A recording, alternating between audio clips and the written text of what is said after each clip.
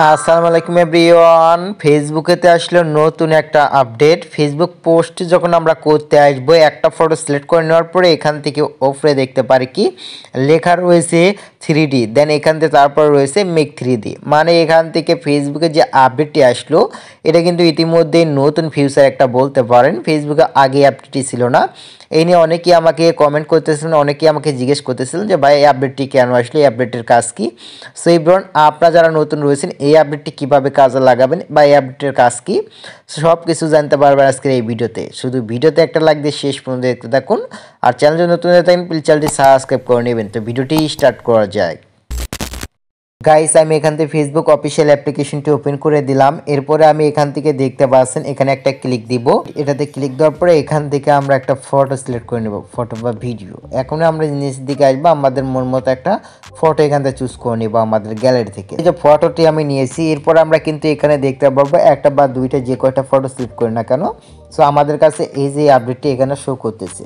So এডিটের পাশে show করতেছে কি 3D, মেক 3D। এই যে আপডেটটি রয়েছে এটাতে 3 ডটে ক্লিক দিলে এখানে 3 ডট একটা রয়েছে, 3 ডটে ক্লিক দিলে কিন্তু এখান থেকে ভালো কিছু দেখতে পারবে। এখান থেকে আরও রয়েছে এডিট, এখানে দেখেন এডিট অ্যাল্ট টেক্সট, আরেকটা রয়েছে মেক দিস, এখান থেকে photo 3D, click to Revit it, extra extra extra. ঠিক আছে, এখান থেকে সব কিছু দেখতে পারবো। 3 ডটে একটু দিলে আমাদের ক্রিয়েট হয়ে যাইতেছে, মানে আমাদের 3D ফটো ক্রিয়েট হয়ে যাবে।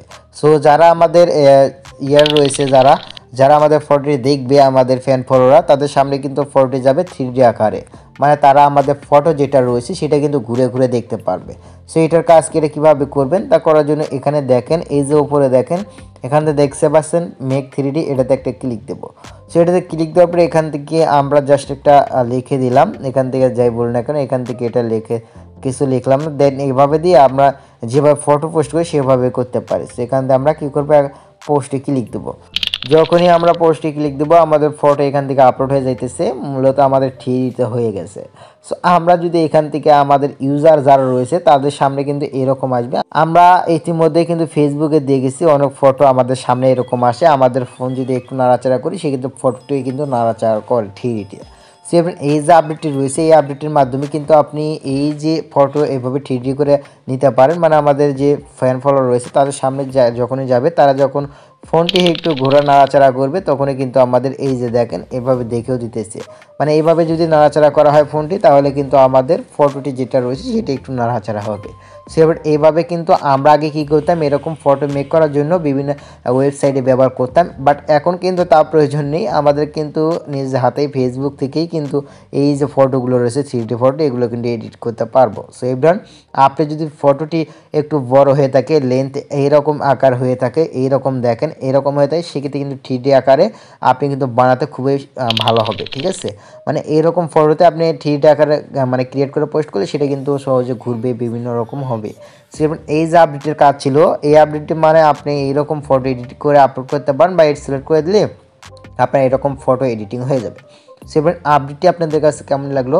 এই ফিচারটি আমার কাছে খুবই ভালো লেগেছে, কারণ আগে আমরা কি করতাম, বিভিন্ন ওয়েবসাইট ব্যবহার করে এরকম 3D ফটো বা ইমেজ আমরা এডিট করে পোস্ট করতাম ফেসবুকে। এখন কিন্তু বর্তমানে ফেসবুক থেকে এরকম ফটো আমরা পোস্ট করতে পারবো। সো এবার ভিডিওটি আশা করি ভালো লেগেছে, ভিডিওতে ইনফরমেশন পেয়েছেন। অবশ্যই ভিডিওতে একটা লাইক দিয়ে চ্যানেলটি সাবস্ক্রাইব করে বেল আইকনটি বাজিয়ে রাখবেন।